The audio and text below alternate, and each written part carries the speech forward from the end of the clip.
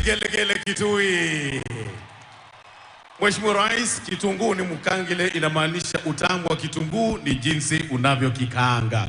Huo ndio mwisho wa burudani hiyo kwa sasa, ambayo imeshirikisha pia wimbo wake Harry Belafonte aliyoupenda sana Raila, ulioimbwa mwaka wa 1956.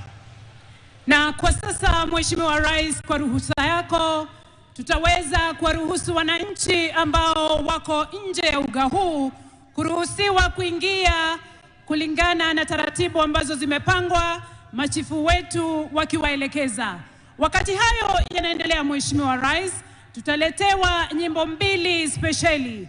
Wimbo wa kwanza ni wa video wa mwimbaji Samidi ambaye alitunga wimbo Baba Hoye kumwenzi aliyekuwa waziri mkuu wa Kenya mwende zake Mheshimiwa Raila Odinga, ambaye atakumbukwa na wengi kama shujaa kwa yale yote aliweza kulifanyia taifa letu. Wakati ninapoendelea kutangaza, naomba tafadhali machifu tuweze kuwaruhusu wananchi kuingia. Wimbo wa pili, Mheshimiwa Rais, Kefa Oyugi Wonder almaarufu kama Farike, mwanamuziki maarufu wa nyimbo za mtindo wa country, atatuletea wimbo alioupenda mwenda zake Mheshimiwa Raila Odinga, Farewell Jamaica, ambapo maneno ya wimbo huo yatapeperushwa moja kwa moja kwenye runinga zetu. Naomba sasa tupewe video tukiwaruhusu wananchi kuingia kwa utaratibu. Asante. 001 Raul 001.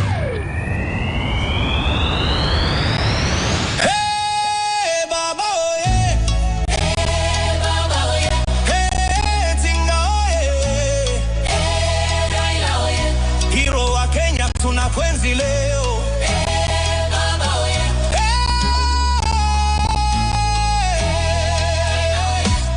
heba baba oye oye oye singa oye oye oye oye forever hero oye oye oye oye singa oye oye oye oye forever hero oye.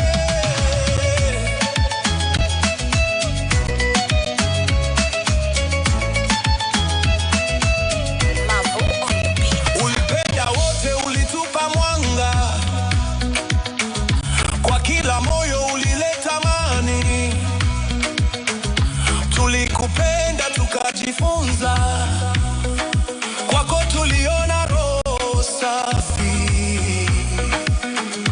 Baba wa Kenya, Jinga ni peace, Raila ni moyo wa kweli. Sasa tunadanse kwa machozi na furaha, tunacheka julishi na heshima.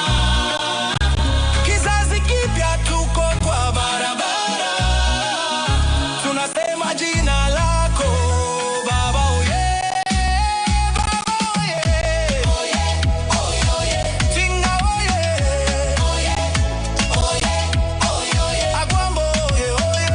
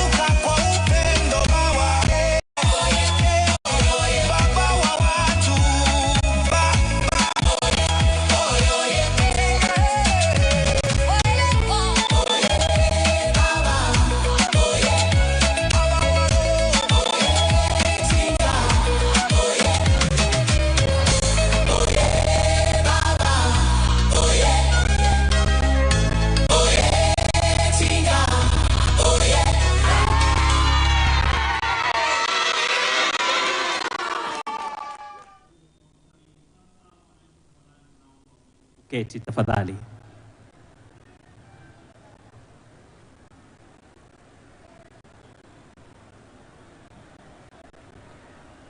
Wakati msanii anaingia.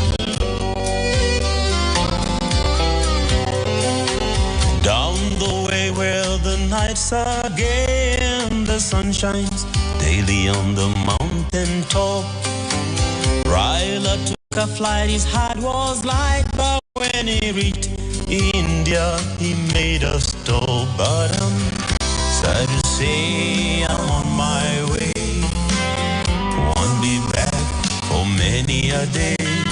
My heart is down, my head is turning around. I had to leave a little girl in Bondo town. From kissing shores to city lights, you dreamed of peace and equal rights. Through prison bars, your faith held strong. You kept the fight your whole life long. But I'm sad to say you've gone away. Your song will echo day by day. The rivers cry, the people pray for you. Showed us the better way.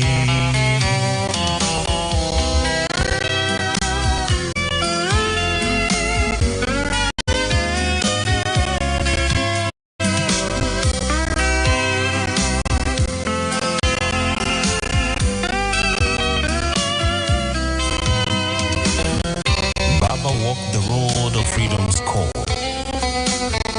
He stood for justice and gave his all. From Bondo to the world, he was known as Ryla the Enigma. Rest in peace, Baba. Your race is done.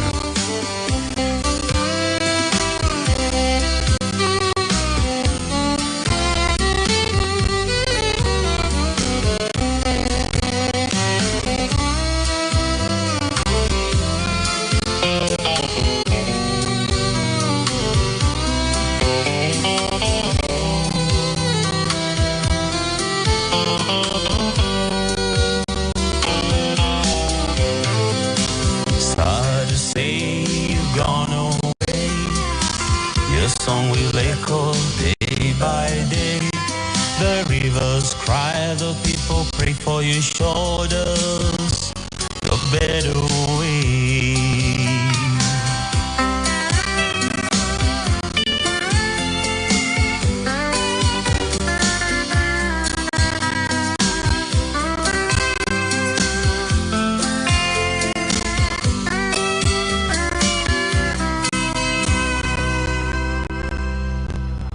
Asante sana mwimbaji wetu. Kwa ruhusa yako Mheshimiwa Rais, naomba Chiefs waweze kuondoka uwanjani, nikirejesha kwake mwenzangu Mike Gitonga kuendelea na ratiba yetu. Asanteni sana. Tumpigie Farike makofi tafadhali. A special dedication there to the late Excellency Raila Amolo Odinga. Your Excellency, sir, with your permission, naomba sasa nimwalike Gavana wa Kitui, Governor Julius Malombe, to make some brief remarks as the wananchi continue to come in. Tumkaribishe Gavana akija tafadhali ili atuneneshe machache. Karibu sana Gavana wa Kitui.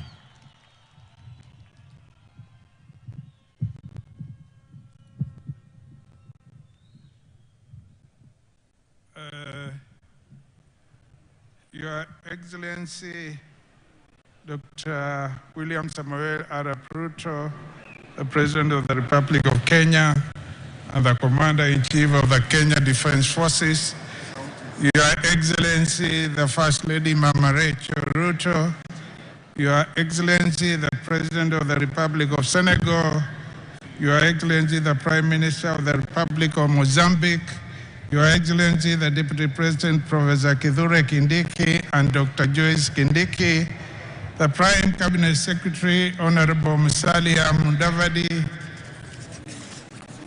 the Honorable Speakers of the National, the Honorable Speaker of the National Assembly and the Senate, the Honorable Honorable Chief Justice and the President of the Supreme Court and other judges who are here, Excellency Governors and Deputy Governors present, Members of Parliament, that is Senators and National Assembly members present, Cabinet and Principal Secretaries present, our distinguished heroes and heroines from all over the country, mabibi na mabwana, all protocols observed.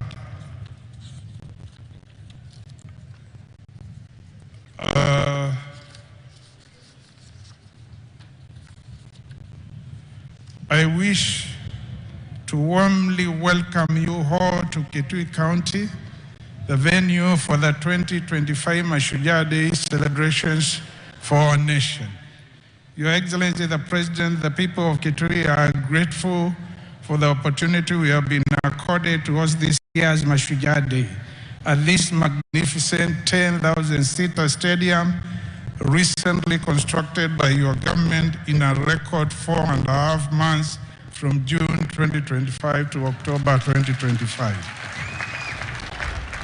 Your Excellency, I recall vividly when I requested you to consider hosting one of the national days that are celebrated outside the capital city in Kitui County, either in 2025 or 2026. This was on 23rd February 2023 when you visited our county to launch the Level 4 Hospital at the Administration Police Border Patrol Unit Headquarters at Kanyonyo. And Your Excellency, here we are in 2025 celebrating Mashujaa Day in Kitui. This is indicative of your responsiveness as a national leader who is committed to inclusive service delivery and development in all parts of our country. Your Excellency, we are deeply honored that you granted our request. Asante sana. Your Excellency, ladies and gentlemen, Mashujaa Day is a special occasion set aside under our Constitution to honor Kenyans who have sacrificed and exhibited courage and selflessness in the service of our nation. Today, as we celebrate Kenyan heroes and heroines, we wish to particularly salute those Kenyans such as Mekatilili Wamenza and Koitalel Arap Samoei, who firmly resisted colonialists.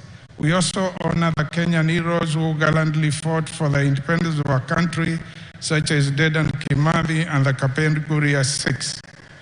In the southeastern Kenya region, Your Excellency, we also have heroes and heroines who include Kivoi Wamwenda, a Kamba warrior and long-distance trader who resisted colonialists, Mwangeka wa Malowa, a 19th century chief of Taita who led the community in opposing colonial rule, Siokimau and Muindimbingu who valiantly resisted colonialism. Other heroes and heroines from the region include Mbiti Mati, the first African National Assembly Speaker, Kitili Mwendwa, the first African Chief Justice, Zamba Kitonga, the chairperson of the Committee of Experts that harmonized various drafts that led to the 2010 Constitution, among others.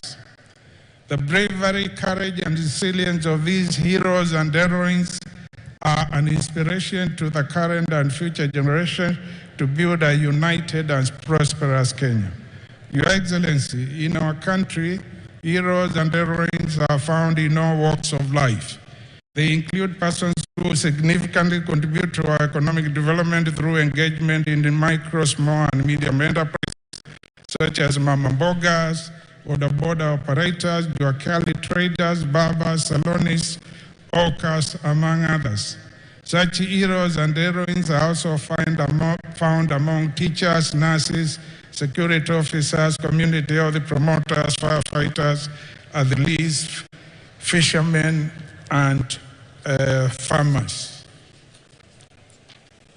In a special way, Your Excellency, I want to take this opportunity to applaud the departed former Prime Minister, the Right Honorable Raila Amolo Odinga, as an outstanding and awesome Mashujaa, whom Kenyans are celebrating for championing multi-party democracy, constitutional reforms, promoting and defending devolution, and advocating for justice, rule of law, and inclusive governance.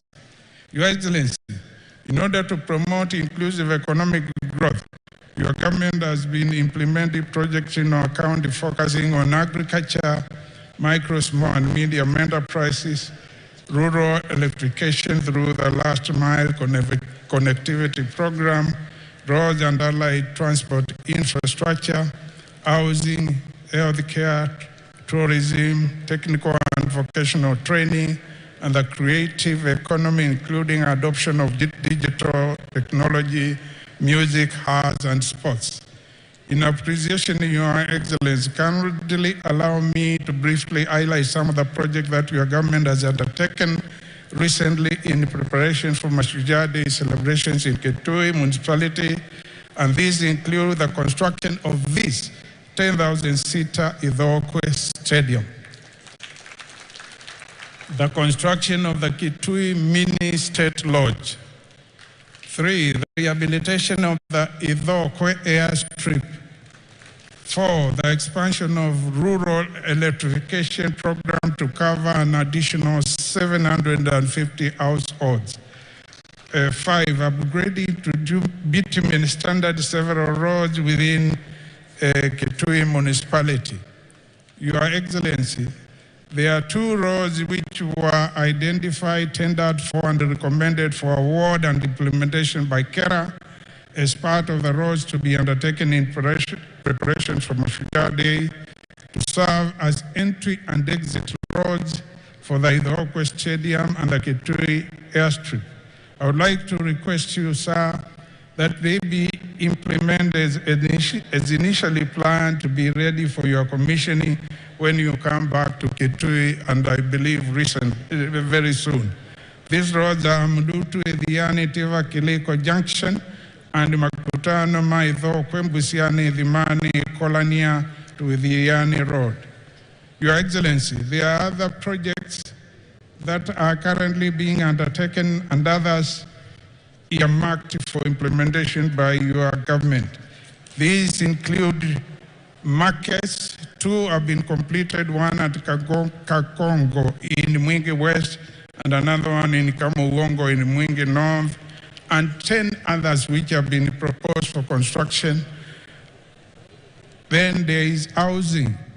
The proposed construction of over 2,000 affordable housing units in Kitui, Mwingi, Mutomba, and Kabadi towns, in line with your commitment to provide decent and affordable housing for low and income households in all parts of the country.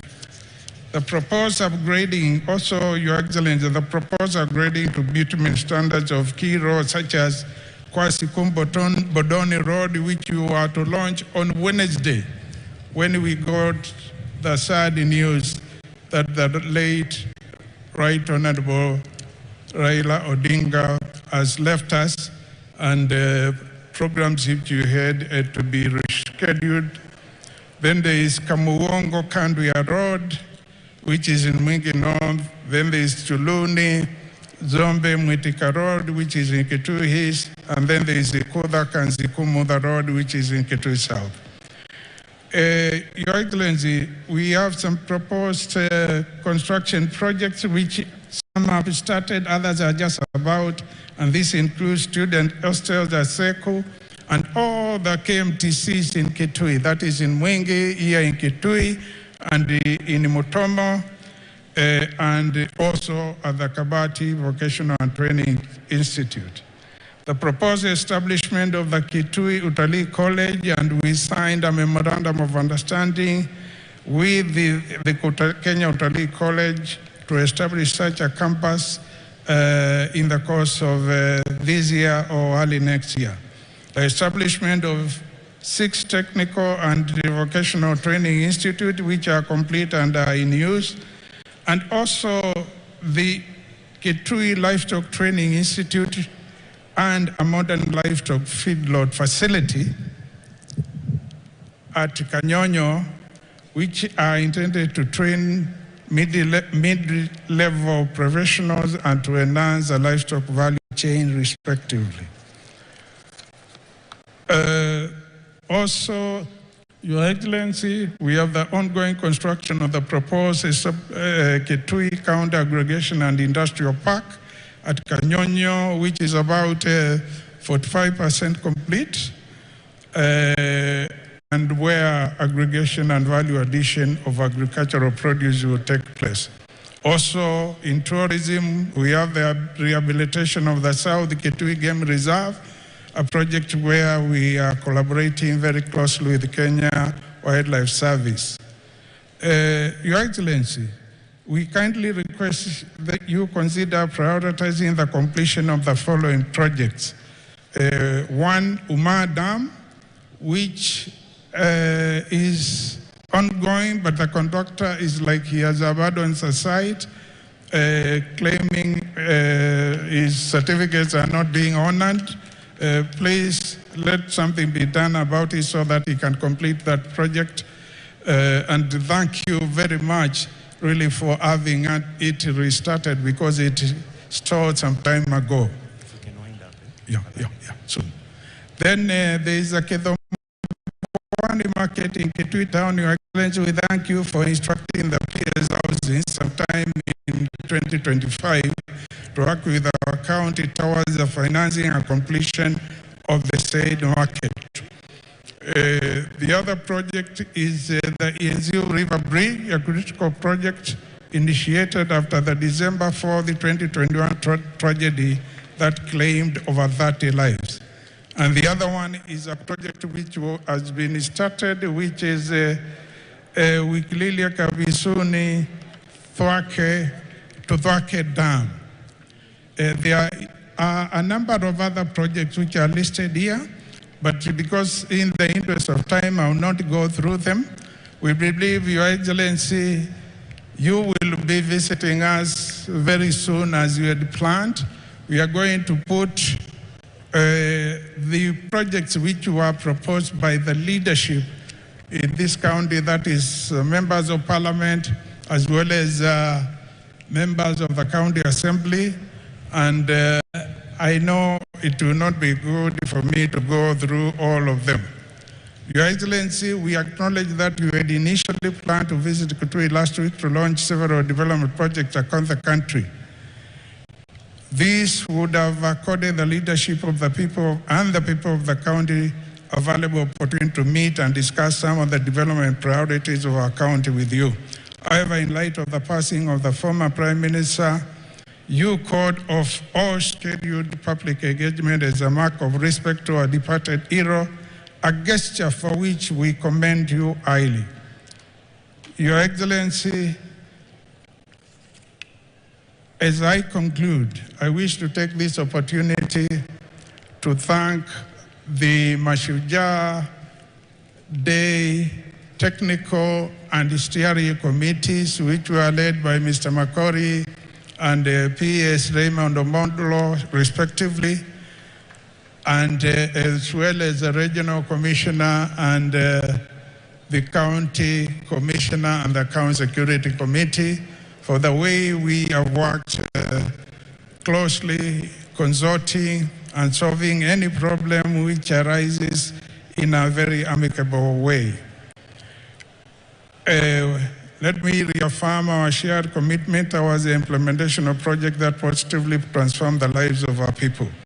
And may this Mashujaa Day rekindle our spirit of service, patriotism, and unity as we build a stronger, more prosperous Kenya. Thank you, Your Excellency. Asante ni sana. God bless Kitui. God bless Kenya. Asante. Tumpongeze tena kwa makofi Governor Dr. Julius Malombe. Kwa sasa Mheshimiwa Rais, naomba unipe ruhusa nimkaribishe His Excellency the Deputy President of this great nation, Professor Abraham Kithure Kindiki. Tumpigie makofi tafadhali akija. Karibu sana Naibu wa Rais.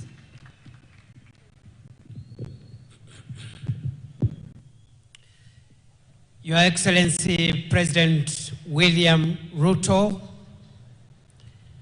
Your Excellency First Lady Rachel Ruto,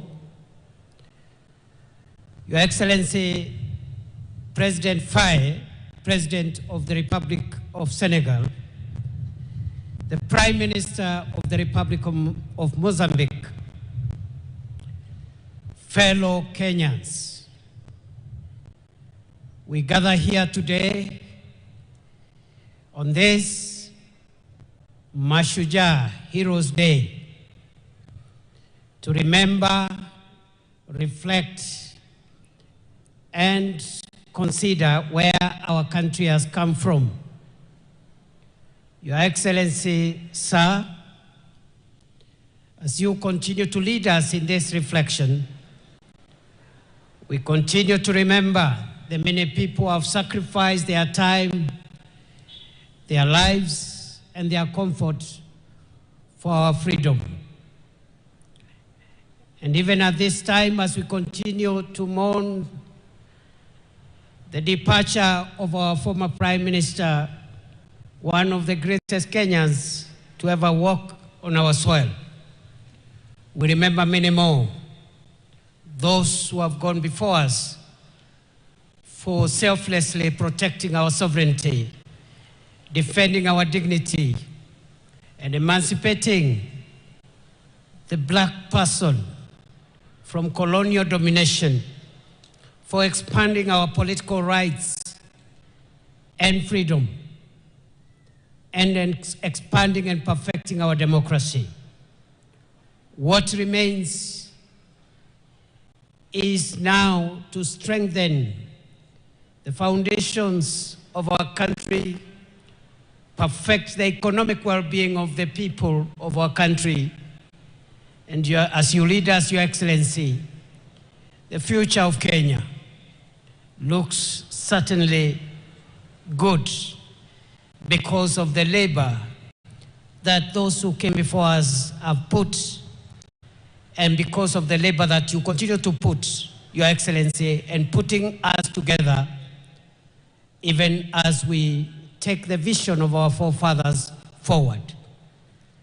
Baito muyaseo, baito muyaseo, muyaseo enge, muyaine museo, na mavirao there.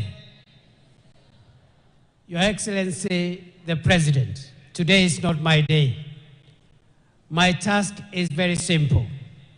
My task is to ask you, Your Excellency, sir, to address the nation on this very special day in the history of our country. Mr. President, welcome. Karibu sana, Mheshimiwa Rais.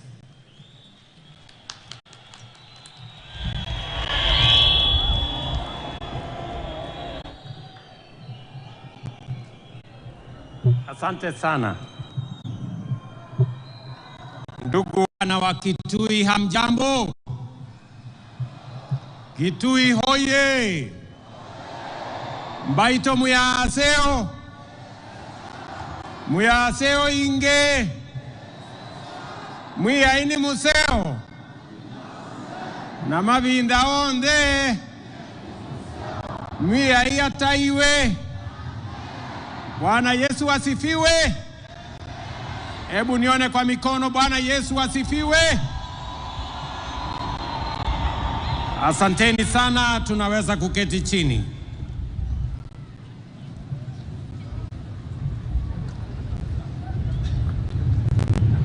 Your Excellency, Bassirou Diomaye Faye, President of Senegal.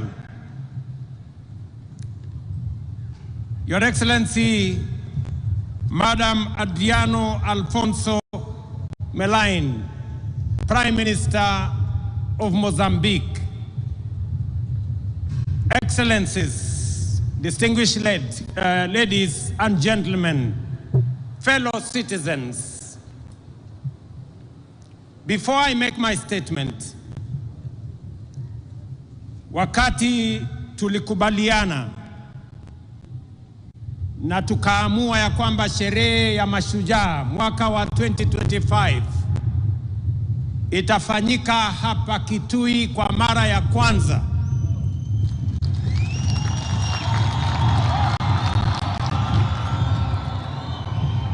Nilitafuta marafiki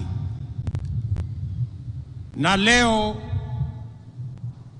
tuko na bahati ya kuwa na rais wa Senegal, nchi rafiki, nchi ya Kenya. Ametutembelea sio tu Kenya, lakini ametutembelea hapa Kitui siku ya leo.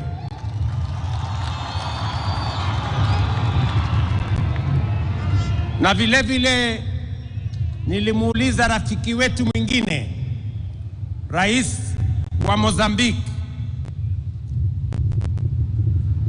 na kwa heshima kubwa alikuwa na shughuli nyingi, lakini ametuma prime minister wa nchi ya Mozambique na yuko hapa Kitui pamoja na sisi. Jameni, mnawakaribisha hawa marafiki zetu, mnawakaribisha hawa wageni wetu. Wapi nduru ya hawa wageni wetu jameni, watu wa Kitui? Kweli naona mmewakaribisha. Wacha nimualike in a very special way my brother Faye, on behalf of the government and people of Kenya. We don't take it for granted that you have taken time out of your busy schedule at home to come and visit us and participate in this national celebration, not necessarily in our capital city, but in our town of Kitui. We don't take it for granted, Mr. President, and the people of Kitui sincerely appreciate that you have made time to come all the way.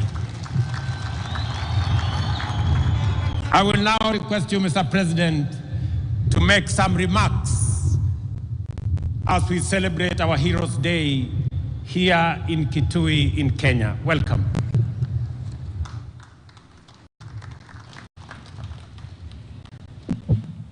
Thank you very much, Mr. President, my dear brother William Ruto, ladies and gentlemen, members of the Kenyan government, honorable members of the National Assembly and Senate, honorable members of Judiciary, ladies and gentlemen, members of the Diplomatic Corps, the Honorable County Governor of Kitui, ladies and gentlemen, habari za asubuhi.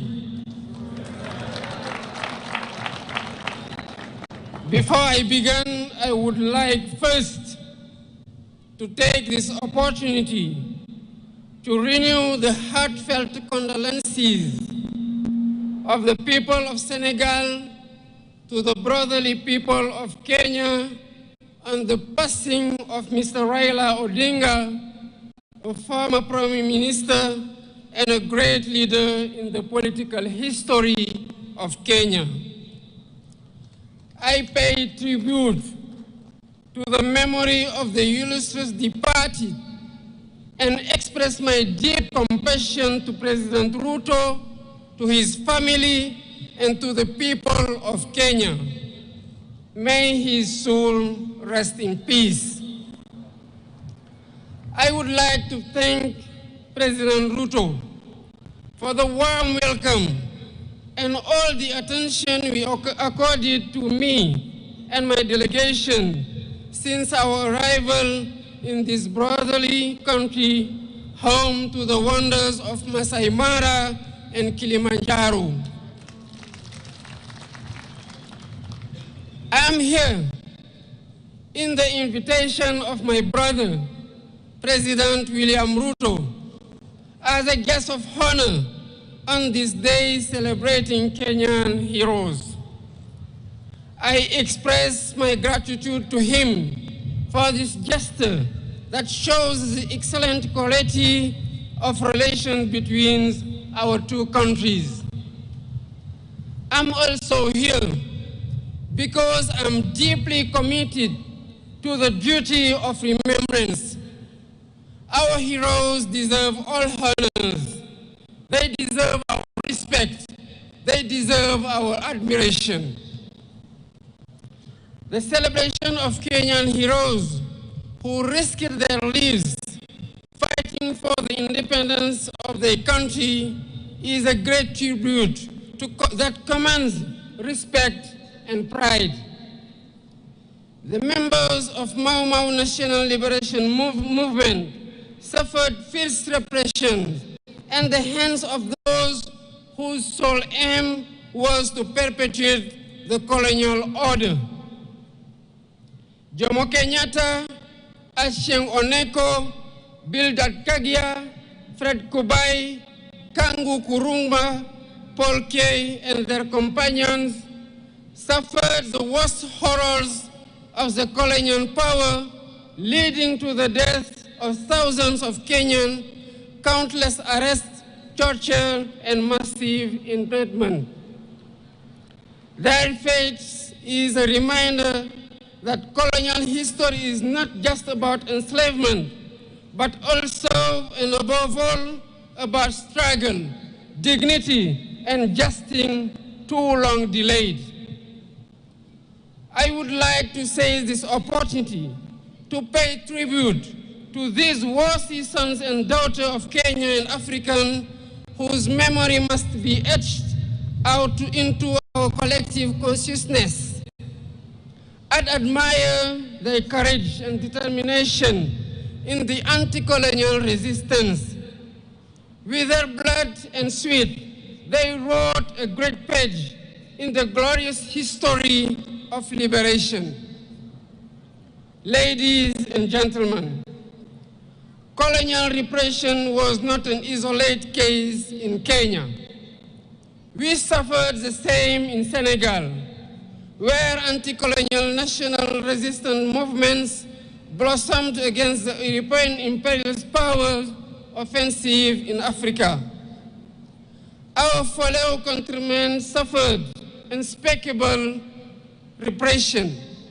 For instance, on December 1944 at Charoy Black Barracks, innocent and unarmed Senegalese riflemen, along with their brothers in arms from other African countries, were massacred by the colonial power. Their only crime was to demand the payment of their allowance, bonuses, and other entitlements. This was one of many premeditated criminal acts, and the facts are undeniable.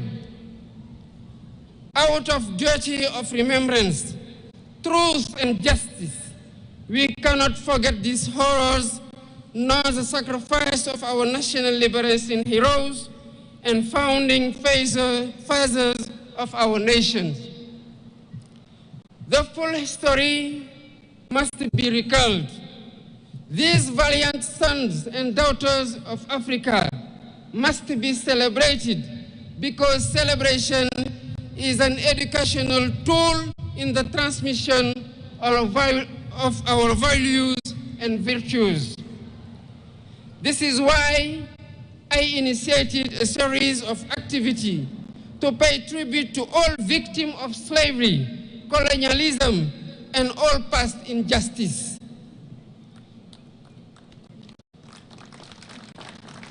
The first such initiative was to commemorate the 18th anniversary of the massacre of Senegalese riflemen last year.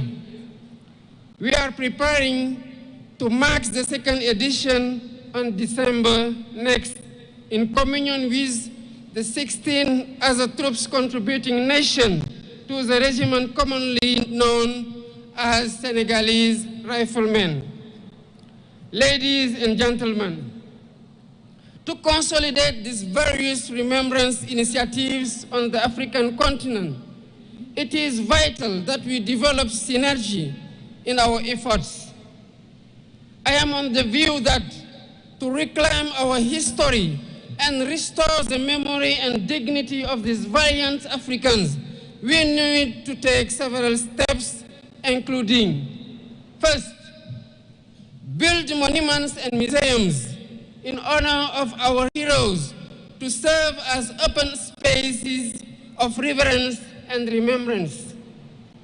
Second, build documentation and research centers to keep records, testimonies, and narratives about our heroes, while supporting research and education on this history of great African resistance fighters against slavery, colonialism, and worse form and injustice.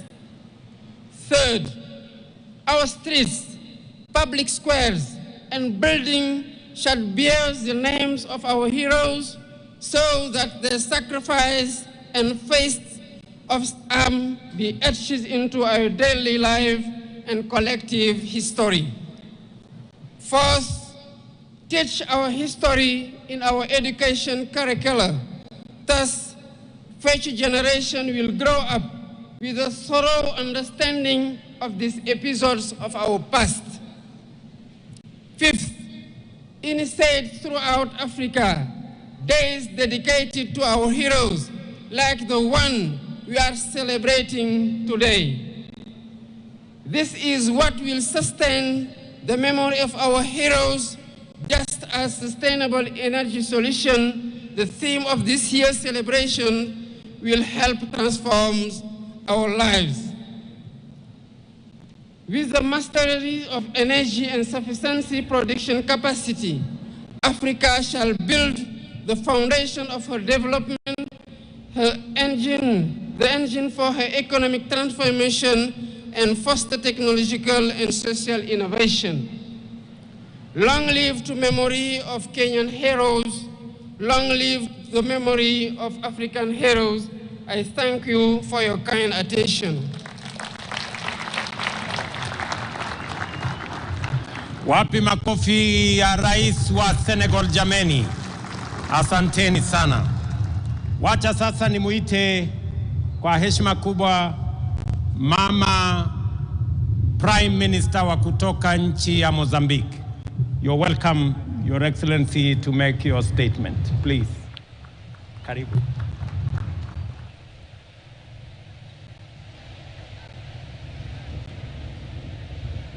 Habari mchana. Sua Excelência William Ruto, Presidente da República do Quênia. Sua Excelência Bassirou Faye, Presidente da República do Senegal. Excelências, minhas senhoras, meus senhores, todo o protocolo observado. Your Excellency William Ruto, President of the Republic of Kenya. Your Excellency Bassirou Faye, President of the Republic of Senegal. Excellencies, ladies and gentlemen, all protocols observed. Iniciamos a nossa intervenção transmitindo as calorosas saudações e cumprimentos de Daniel Francisco Chapo, Presidente da República de Moçambique, a todos aqui presentes e, em particular, ao povo amigo e irmão queniano que hoje celebra o Mashujaa Day, Dia dos Heróis. I begin my remarks by conveying warm greetings and best wishes from His Excellency Daniel Francisco Chapo, President of the Republic of Mozambique, to all those present here today, and in particular to the friendly and brotherly people of Kenya, who today celebrate Mashujaa Day, the Day of Heroes.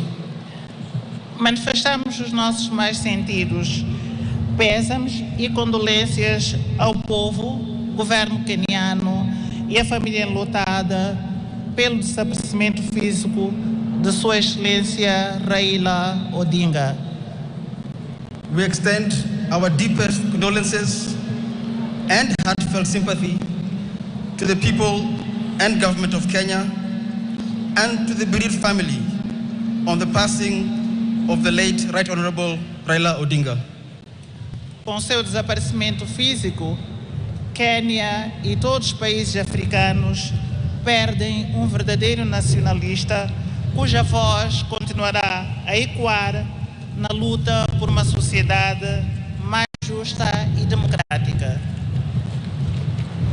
With his passing, Kenya, and indeed all African nations, have lost a true nationalist whose voice will continue to resonate in the struggle for a more just and democratic society.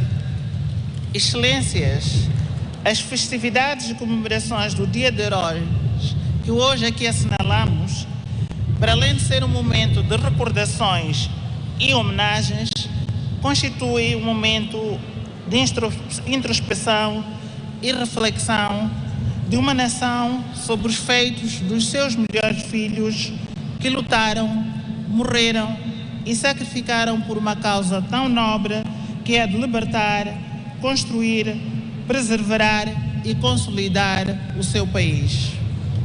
Excellencies, the festivities and commemorations of this Mashujaa Day, which we mark here today, are not only a time of remembrance and tribute, but also a moment of introspection, reflection for a nation, and time to honor the deeds of its finest sons and daughters who fought, died, and sacrificed for the noble cause of liberation, nation building, preservation, and consolidation.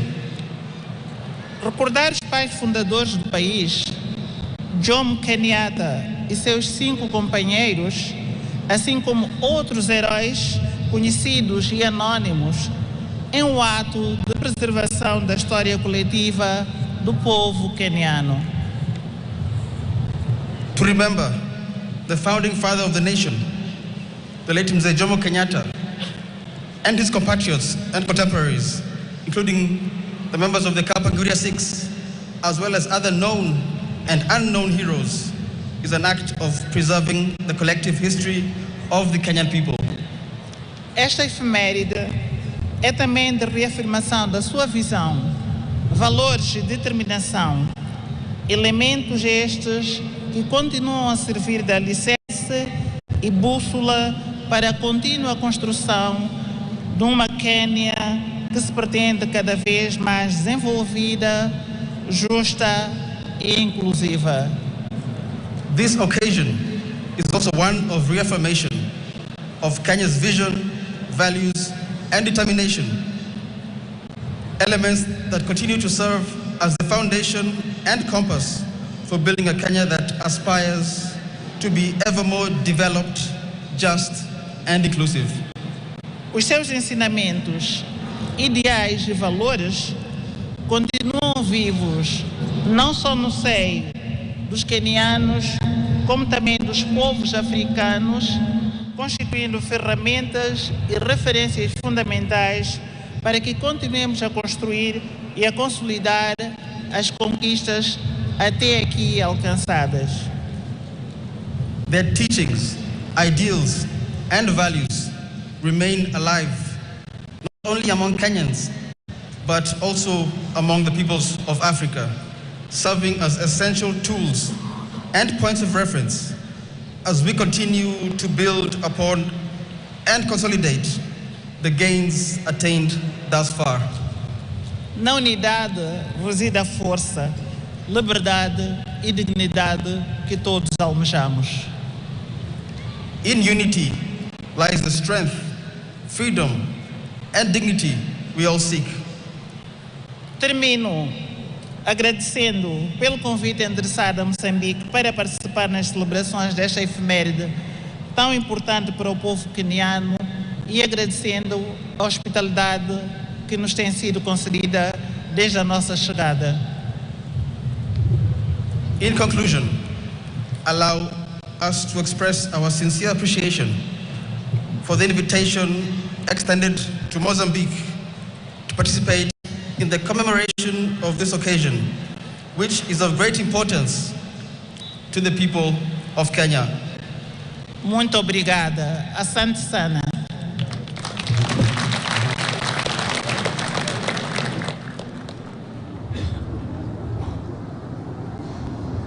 Asante sana Mheshimiwa Prime Minister. Wapi makofi ya mama Prime Minister wa kutoka Mozambique jameni, asanteni sana.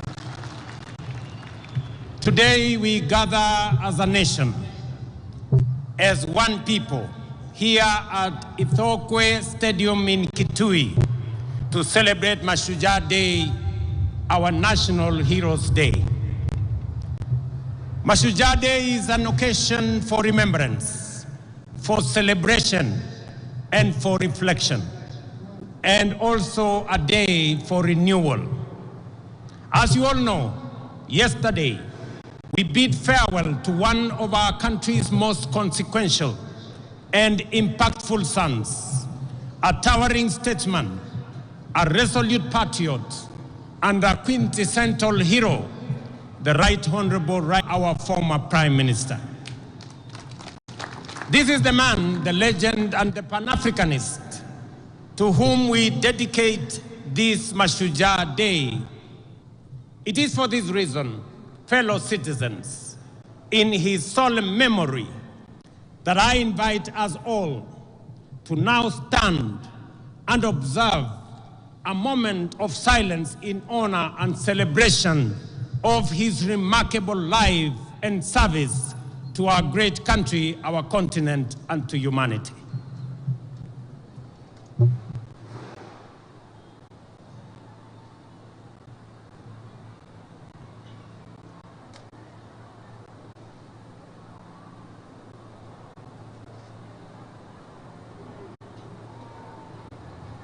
Thank you very much. Thank you very much.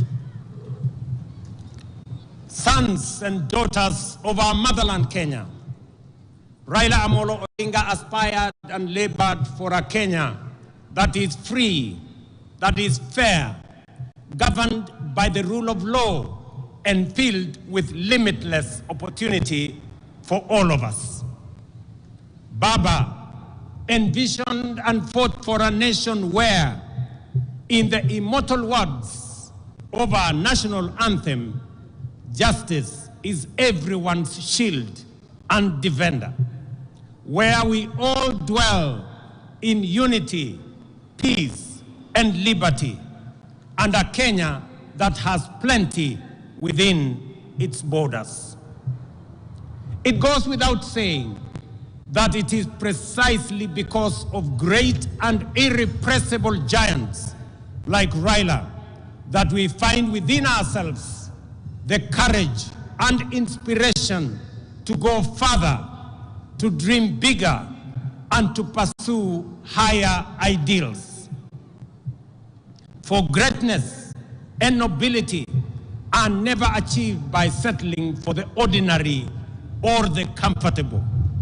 They are seized by those who dare to push the frontiers of possibility, by those who refuse to be confined by what is, but instead reach boldly for what could be.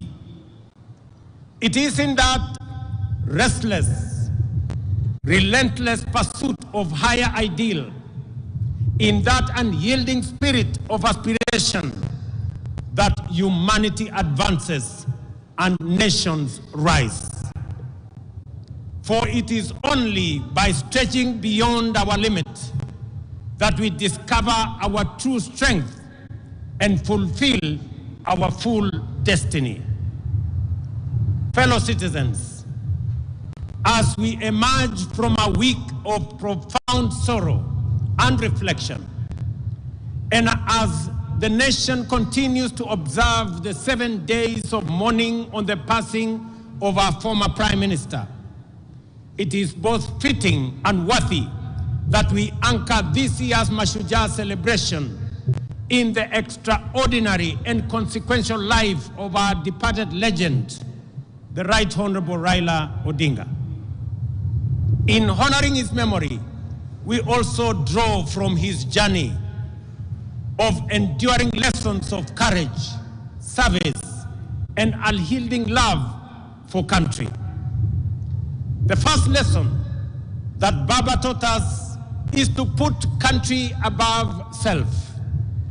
Time and again, he reminded us that no disagreement is greater than our unity, no ambition more important than our peace, and no personal interest higher than the welfare of our nation. He famously declared that he would shake the hands of his rivals, whether he won or lost, because he loved Kenya more than he loved Raila Amolo Odinga. That was the measure of the greatness of a man. Early this year, when I invited him to address our cabinet retreat, Baba reiterated the need to ensure, above all else, that Kenya remains a stable and a secure nation.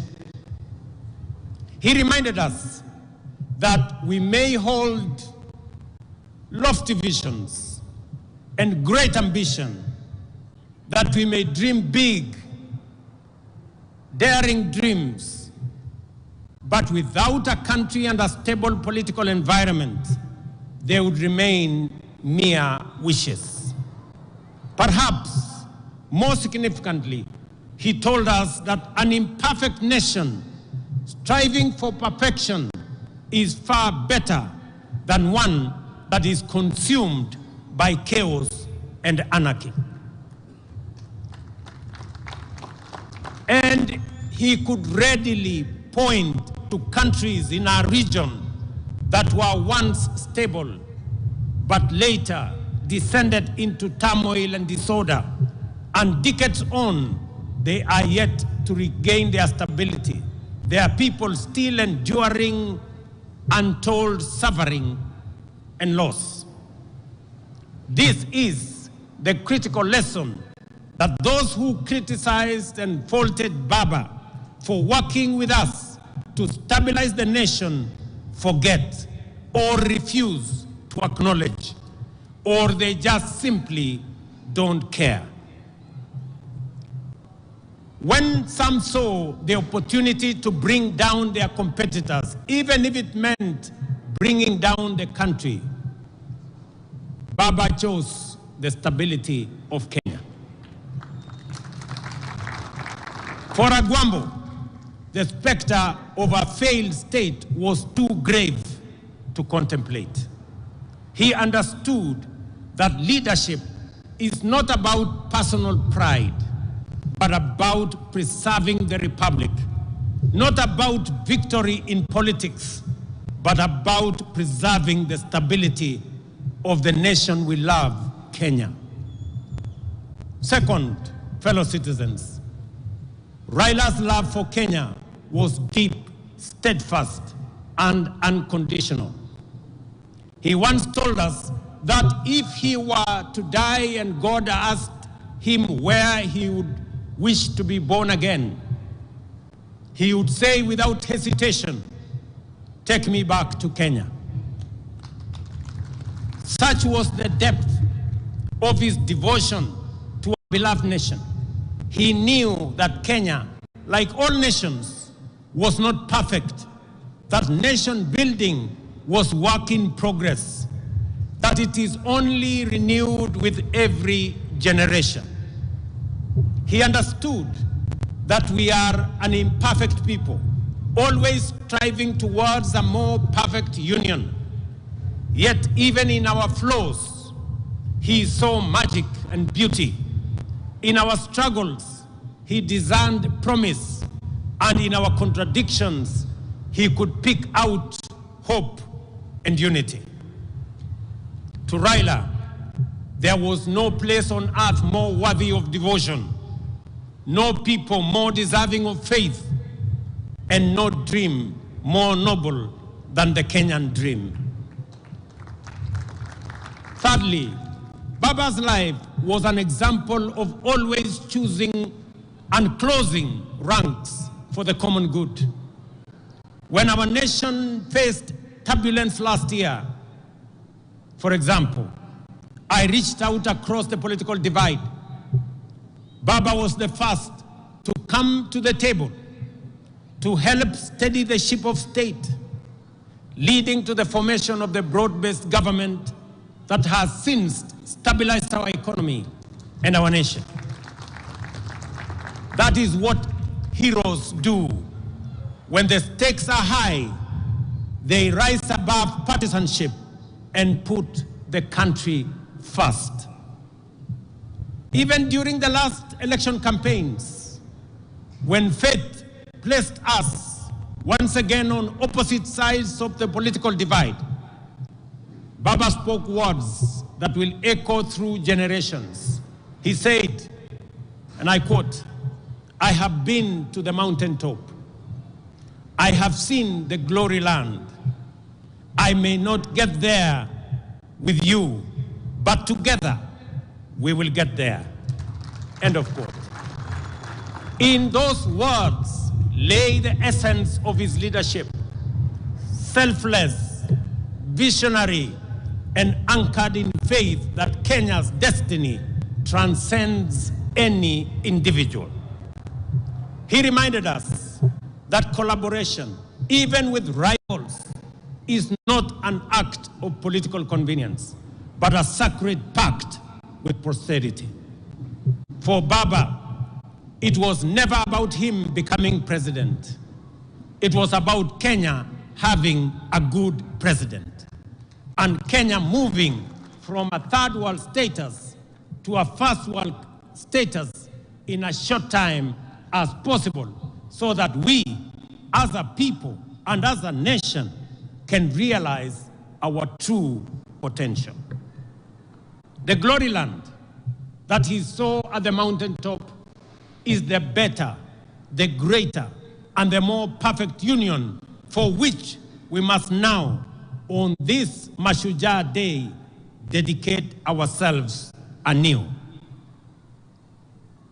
Fourth, our former Prime Minister was a foremost preacher of national unity. He tirelessly reminded leaders and citizens alike that our overarching identity is not defined by tribe, region, or creed, but by the sacred bond of being Kenyan. He often urged us to think Kenya first, to let the idea of one nation under one flag rise above all else. And he lived by that creed. When in 2002, he stood before the nation and declared Kibaki Tosha, it was not because he was unaware of where President Kibaki came from. It was because he saw beyond geography and ethnicity. He saw Kenya as one united nation under God. Fellow countrymen and women, it would therefore be a desecration of his legacy if we were to allow ourselves to be divided by sectarian interests, by the peddlers of hate, or by the see nothing good about Kenya battalion. The fifth lesson from Baba's life is one of unshakable faith in the future. He was a die-in-the-wool eternal optimist.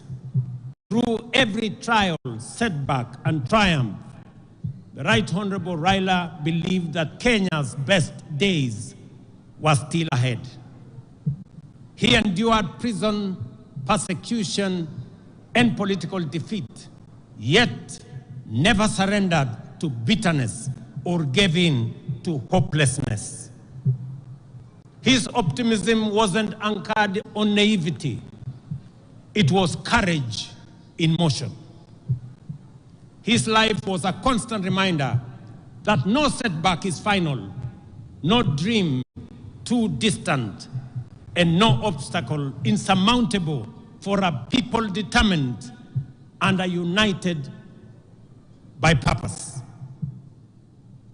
At this juncture, fellow patriots, allow me to share reflections on the future of our great country, drawn from my intimate and wide-ranging conversations with the Right Honorable Raila Amolo Odinga in the final months of his remarkable journey as well as with leaders from across the political divide. In our engagements, Baba often spoke with immense passion and at times frustration about the pace of our national progress. He would often wonder why nations like South Korea, Singapore, or Malaysia, which were once at par with Kenya just a few decades ago, had leapt forward to first world status while we still grapple with the basics. In those moments of honesty and deep introspection, we came to a shared conclusion that the true driver of national development is leadership. And I repeat, is leadership. Not leadership focused on the next election, but leadership that aspires to impact the next generation. Leadership that dares to dream beyond its time and even its capacity. Leadership that is bold, visionary, and relentless in pursuit of the common good of our nation. And we agreed that if Kenya is to attain first world status within our lifetime, as it must, we should set for ourselves daring, audacious goals and pursue them with unwavering focus. It is in this very conviction, ladies and gentlemen, that has guided my engagements with leaders and stakeholders from across the political divide. I have consulted with my former boss, the fourth president of Kenya, His Excellency Uhuru Kenyatta. I have held discussions with majority of members of parliament, and they are here. I have consulted with many governors and grassroots leaders from every corner of the nation. And I will continue to engage because Kenya's progress must never be a partisan pursuit. It is a national inclusive mission. Through these deliberations, I have arrived at a clear conclusion that although we have made commendable progress in stabilizing the nation over the last 3 years, the time has come to take the country to the next level. And to do so, we must act decisively on at least 3 national priorities. Our first priority is food security. We cannot speak of prosperity while spending over 500 billion shillings every year importing food into Kenya, including maize, importing wheat, rice, sugar, edible oil, among many. This is not just an economic burden to us. It is a threat to our sovereignty. A nation that cannot feed itself, ladies and gentlemen, is not a nation that can claim to be free or sovereign. The only viable path available for us towards this goal now, fellow citizens, is through the expansion of irrigation and the modernization of our agriculture. Rain-fed farming can no longer sustain our growing population or our aspirations. That is why we have now set an ambitious target to build at least 50 mega dams across Kenya and to bring at least 2 million acres under irrigation. Let me emphasize that this is not a far-fetched dream. It is a necessity that must be realized within the next decade. We must become not only a food secure nation, but also a major exporter of farm produce in the coming years. We have many markets that we have negotiated. We have the American markets under our core. We have the Chinese market that is now open for us. We have the European market that we have negotiated under the Economic Partnership Agreement.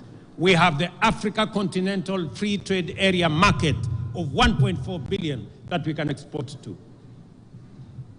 Our second priority is enhance value addition, agro-processing, and manufacturing through industrialization.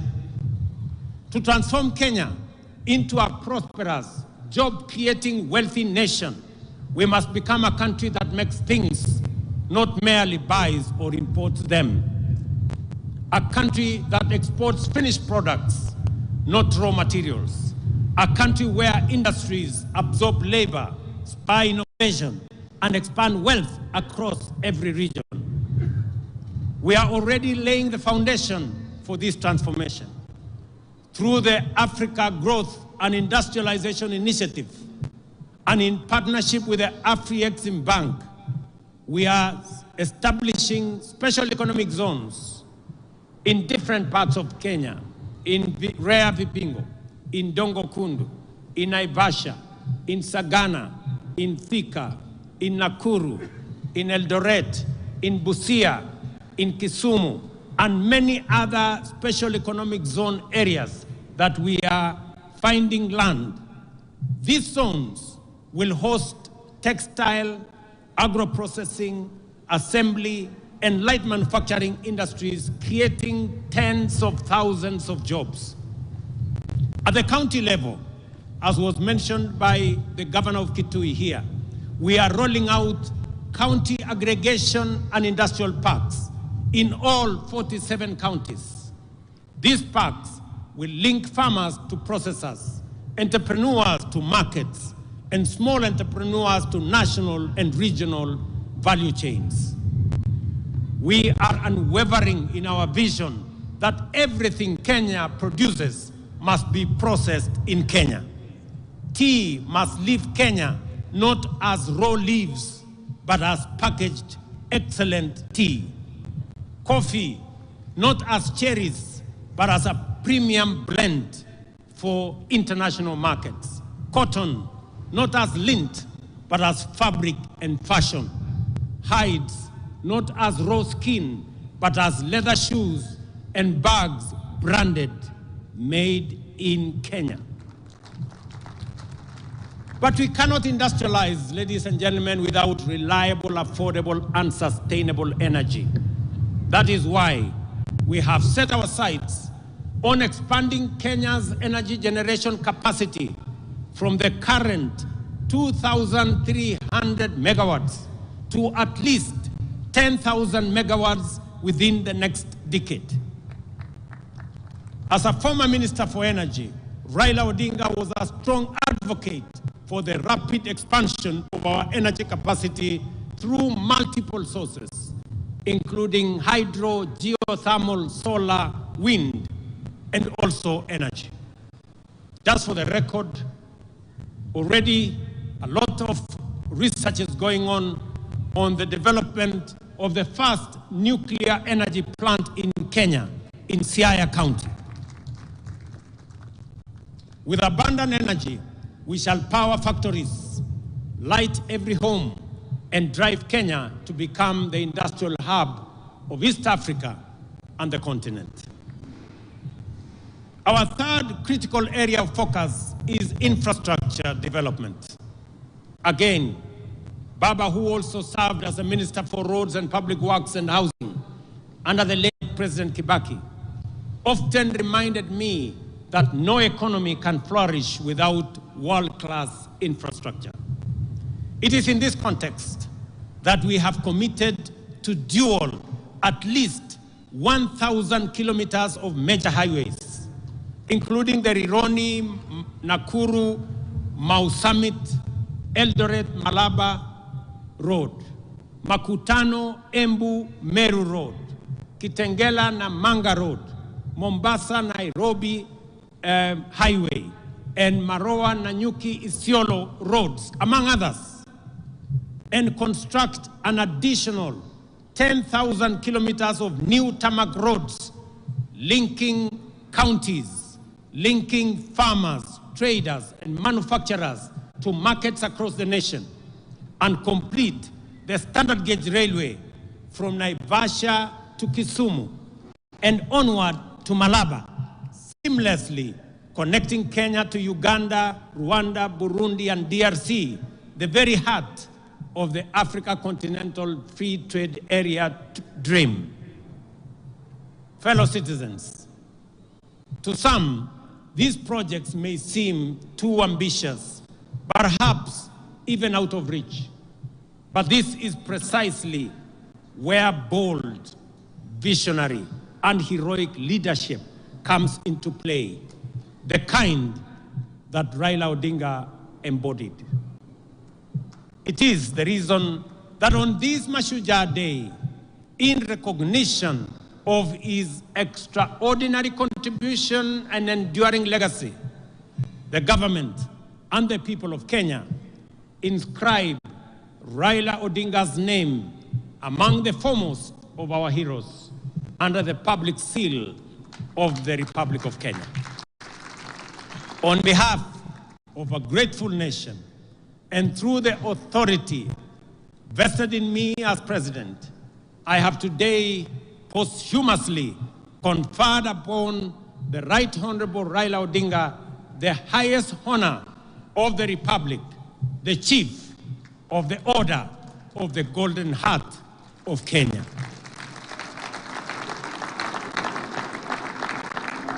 Fellow citizens, I recall that when I spoke during Raila Odinga's state funeral, I wondered, where will another Raila come from? The truth is, there will forever be only one Raila Amolo Odinga, a single spirit, a towering patriot, and a hero for ages. But if we, the people he so deeply loved and served, choose to live by the lessons he taught us, to love Kenya more than we love ourselves, to put unity above division, to aspire for greater, and to serve with courage and conviction, then we can become a great nation of 50 million heroes. And in doing so, Kenya will rise from the heights once thought unimaginable within our generation. That, fellow patriots, is our noble challenge on this Mashujaa Day. Kabla sijamaliza hotuba yangu, ndugu wananchi wa Kitui na Kenya, kwanza mimi nataka niwashukuru sana wananchi wa Kitui kwa sababu mmekuja kwa wingi sana. Tuko na halaiki ya watu wengi sana hapa Kitui leo, na mmekuja hapa kuunganisha na kuungana na ndugu zenu wananchi wa taifa letu la Kenya. Leo Kenya mzima inajulikana, sherehe ya Mashujaa inafanyika katika mji wa Kitui. Wana Kitui, watu wa Kitui, asanteni sana kwa kuwa wenyeji na kwa kutusaidia in hosting this great day as we celebrate Kenyan heroes.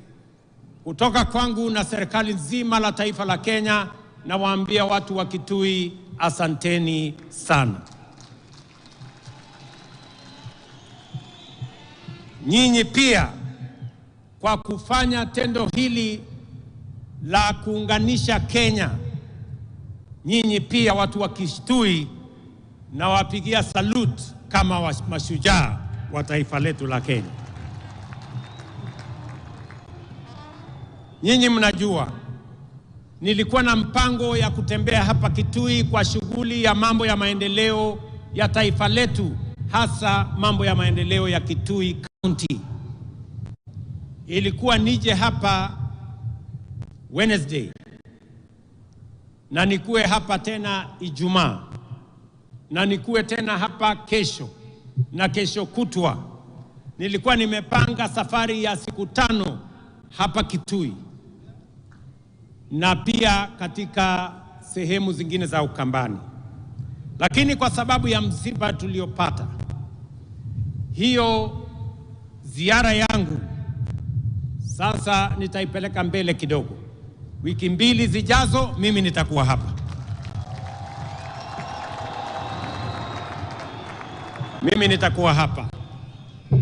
Na nitakuwa hapa makusudi kwa sababu Kitui, Ukambani kwa siku nyingi imewachwa nyuma. Na mimi nimesema kwa vyovyote Mungu anijalie hii Ukambani haitawachwa nyuma tena.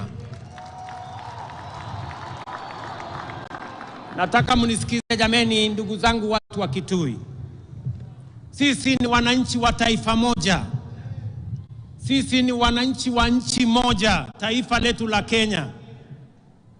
Siasa ya zamani ya ubaguzi, siasa ya migawanyiko na chuki na ukabila ndio imetuletea hasara ya sehemu zingine za Kenya kuachwa nyuma kwa sababu ya siasa duni ya kubagua wananchi wengine.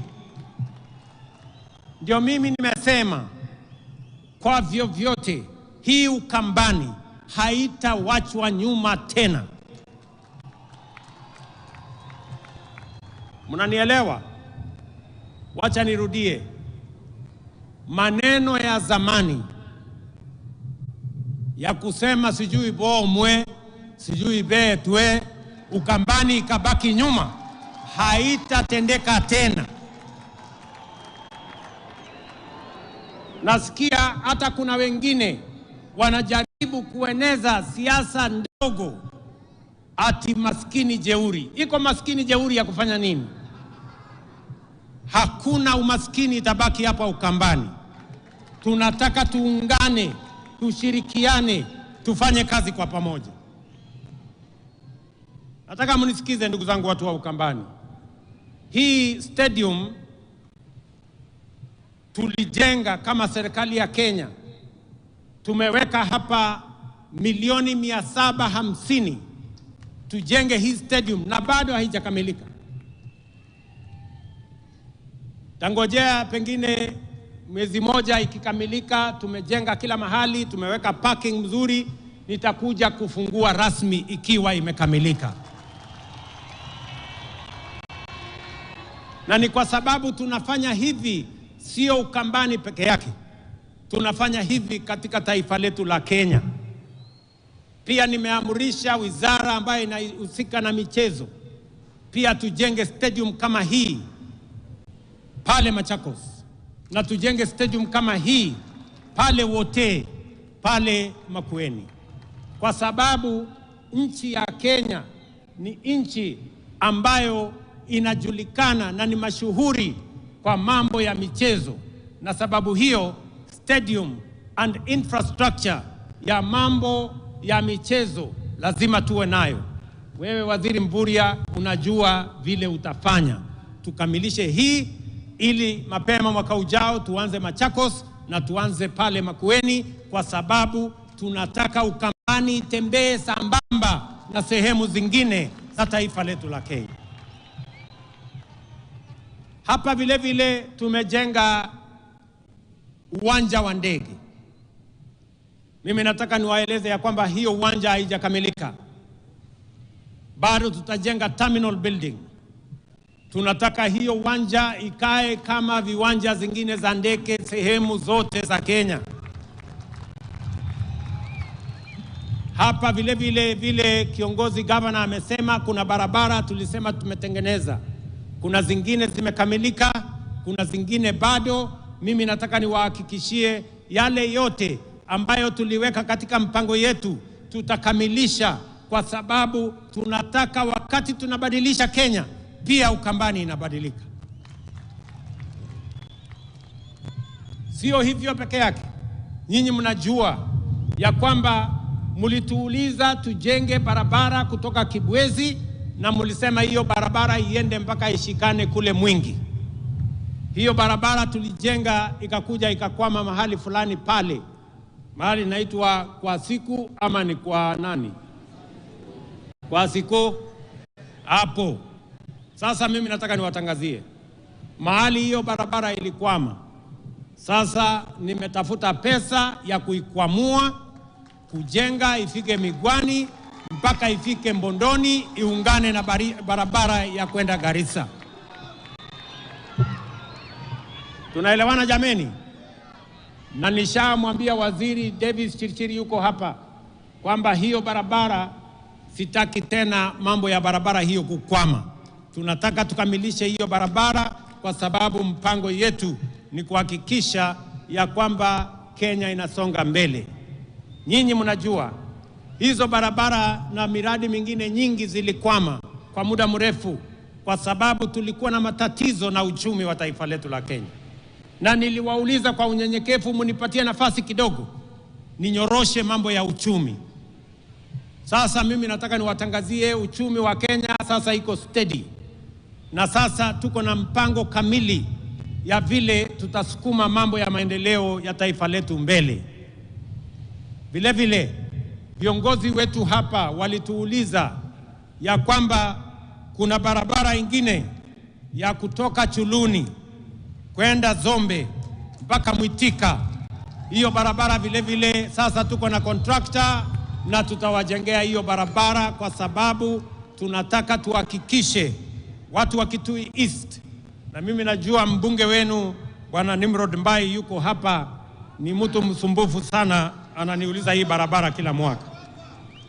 Vile vile nimeongea na mama anaitwa Rachel Nyamai ya kwamba barabara ya kutoka Ikudha kwenda Mudha mpaka Mutomo, hiyo barabara pia tuijenge, na tayari tumepata contractor wa kujenga hiyo barabara. Vile vile mnajua kuna barabara ilikwama kule Mwingi, ile barabara ya kutoka Kamuongo kwenda Kandwiwa. Hiyo barabara vile vile sasa tuko na pesa ya kukamilisha section ambayo ilikuwa imekwama pale. Vile vile nyinyi mnajua tumepoteza watu wengi, vile governor alivyosema pale Enziu Bridge. Hiyo daraja imekuwa daraja ya maafa. Mimi nataka niwaeleze sasa watu wa Ukambani, waziri yuko hapa, nimempatia maagizo na nimesema kabla ya Februari mvua ianze mwaka ujao, hiyo daraja iwe imekamilika, ndio tusiwe tena na maafa katika hiyo barabara. Tumeelewana watu wa Ukambani na Kitui?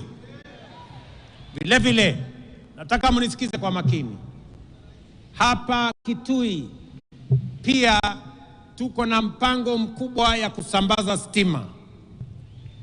Nilikuwa nije hapa hiyo siku kwa sababu ya harakati hiyo ya kusukuma stima. Mimi naelewa kupitia kwa viongozi wenu ya kwamba bado tuko na wananchi wengi hawajafikiwa na huduma ya stima. Ni kweli ama si kweli? Sababu hiyo serikali ya Kenya imetoa pesa shilingi bilioni 2.2 kuunganisha manyumba ya wananchi hapa Kitui 16,500 mpya. Between now and February next year, hizo manyumba 16,000 tutakuwa tumeziunganisha stima, na baadaye tutakubaliana, baada ya hiyo awamu tutapanga tena vile tutahakikisha kwamba stima inafika kwa manyumba zenu na tunaondoa giza, ndio shetani ashindwe. Mimi vile vile nataka niwaeleze ya kwamba hapa Kitui kupitia program yetu ya affordable housing markets pamoja na hostels tumewapatia budget ya shilingi bilioni 15 ya Kitui. Tayari tuko na projects ya shilingi bilioni 7. Tuko na soko, mmesikia governor akisema soko kubwa ya Kitui Town. Hiyo soko kubwa ya Kitui Town sasa tutaichukua kutoka county, tutaimaliza, tutakamilisha. Vile vile soko ya Mwingi Town. Pia pale Mwingi Town tunataka kujenga soko kubwa kwa sababu mji wa Mwingi ni mji mkubwa. Vile vile kuna soko ya mahali inaitwa Kalundu Mimi mnajua mahali Kalundu iko. Na soko pale Kabati pia tunataka kujenga soko kubwa, na vile vile Mutomo tujenge soko kubwa. Alafu tuko na soko zingine 10 katika sehemu mbalimbali. Soko yote tunajenga hapa Kitui ni soko 14 mpya ambayo itasaidia wakulima wetu waweze kupata mahali ya kupeleka mazao yao, isiharibike.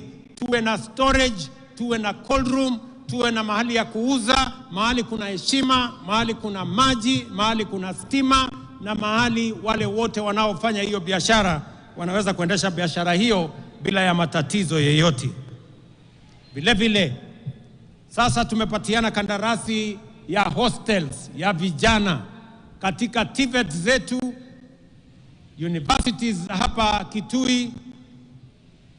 Wanafunzi 5,600 watafaidika kutoka hostels ambazo tumetangaza kandarasi na tutajenga in the next 1 year ziwe zimekuwa complete. Mimi naelewa vile vile kwamba hapa Kitui tuko na shida ya mambo ya maji. Kweli si kweli?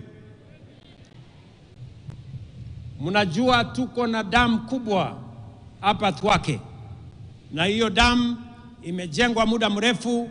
Mimi sasa nataka niwatangazia kwamba tumepata pesa bilioni 9 ya kukamilisha hiyo damu ya Thwake. By April, May next year, that dam will be complete, na itasaidia watu wa Kitui, watu wa Makueni na watu wa Machakos. Tutaweza kupata maji ya manyumbani na maji ya irrigation. Na ili kuondoa chafu, nyinyi mnajua hiyo mto ambaye inatoka Nairobi ndio inaleta maji mpaka hapa Kitui. Pia kule Nairobi ndio tusiwaletee maji machafu. Kule Nairobi tuko na mpango kubwa ya kusafisha Nairobi River ambayo inaendelea saa hizi. Tuko na vijana karibu 40,000 wanashughulika na kusafisha Nairobi River ili maji itakayotoka kule iingie hapa Kitui, iende Thwake, isiwe ni maji machafu. Tuhakikisha kwamba mnapata maji masafi ndio tuweze kutumia manyumbani na vile vile tuweze kutumia kwa mambo ya kilimo. Vile vile umesikia kiongozi wamesema ya kwamba pia Umadam. Hii Umadam ilianzishwa miaka 15 iliyopita. Sasa hii ni aibu kidogo. Hii dam jameni, mimi nataka tumalize hii dam by next year, hata kama haijafika mwezi wa 4 tumalize hiyo dam. Hii dam haiwezi kuwa inajengwa watoto watazeeka tukijenga hiyo dam. Kwa hivyo mimi nimemwambia waziri, na waziri yuko hapa, Bwana Muridhi, mambo ya hiyo dam, whatever it takes, we must get the resources and complete that dam, kwa sababu watu wa Kitui wanahitaji maji kutoka dam hiyo ya hapo Uma. Na vile vile niwaeleze ya kwamba tayari tuko na mpango ya dam ya High Grand Falls ambayo iko kati ya kaunti yenu ya Kitui na kaunti ya Tharaka Nithi katika sehemu ile ingine. Katika zile dams 50 ambazo nimesema tutazijenga, mega dams just like Thwake, one of them is going to be the High Grand Falls Dam that we are now planning on how we are going to complete that dam. Nataka kusema mambo mawili ya mwisho. Nyinyi mnajua tumesema ya kwamba tunataka mambo ya afya isiwe ni starehe ya watu matajiri ama watu walio na kazi ama wale wako na uwezo. Tunataka afya iwe ni haki ya kila Mkenya. Na sababu hiyo ndio tumeweka mpango mpya wa universal health coverage ambayo itahakikisha kwamba kila Mkenya anaweza kwenda hospitali yeyote atibiwe na mpango wa serikali iweze kulipia gharama ya hospitali. watu wa hapa Kitui, katika orodha yetu ama statistics yetu, watu wa Kitui ambao mumejiandikisha kwa SHA ni watu 405,000. Watu 405,000 wamejisajili kwa watu 1,100,000, kumaanisha 36% ya watu wa Kitui wamejiandikisha. Mimi nataka niwaulize wananchi wa Kitui, kujiandikisha ni bure. Wewe ujiandikishe. Ukijiandikisha itatusaidia kujua madawa ambayo inahitajika ni kiasi gani, wauguzi ni kiasi gani, equipment ya kutumia katika matibabu ni kiasi gani, na vile vile tumeweka pesa ya serikali kusema kila mwananchi, wewe mtu ya Kitui, ukienda kwa hospitali na umejiandikisha kwa SHA, utoe evidence yako kwamba umejiandikisha kwa SHA, utatibiwa, utadungwa sindano kama ni kudungwa sindano, ama upatiwe dawa kama ni kupatiwa dawa, na serikali ya Kenya itakulipia, usilipe chochote. Na kama kuna hospitali inalipisha wananchi, mimi nataka wananchi wapige ripoti kwa polisi, kwa sababu gharama ya hospitali, tumeweka pesa ya serikali ya kulipia gharama ya hospitali kwa Wakenya wote. Kitui, mnanielewa? Kitui, mnanielewa? Mimi vile vile nataka nitangaze nikiwa hapa Kitui leo kwamba katika mpango wetu wa kupanga ajira na usaidizi wa vijana wa Kenya, tukishirikiana na benki ya kimataifa ama World Bank, tuko na pesa shilingi bilioni 20 ya vijana wa taifa letu la Kenya. Na katika hiyo mpango tunataka vijana 800,000 ili tuwajumuishe katika mipango tofauti tofauti. Tumewaambia vijana wa Kenya wajiandikishe pale katika mtandao *254#. Hapo ujiandikishe, utakuta mahali imeandikwa hapo nyota, uingie hapo ndani ujiandikishe. Number 1, kama wewe ni kijana, haujaenda shule, hauna kosi yeyote umefanya, tunatafuta vijana 90,000 ya kuwapeleka katika courses tofauti tofauti kwa gharama ya serikali ya Kenya.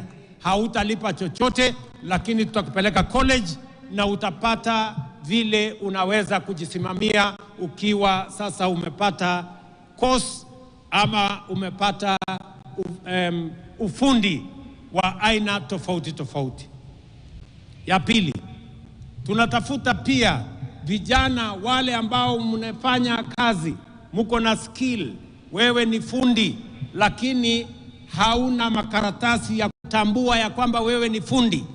Pia tuko na mpango ambayo inaitwa recognition of prior learning, ili wewe ambaye uko na ujuzi, uko na ufundi tayari, uko na skill tayari, tukusaidie, tukufanyie recognition of prior learning ili ukuwe na certificate.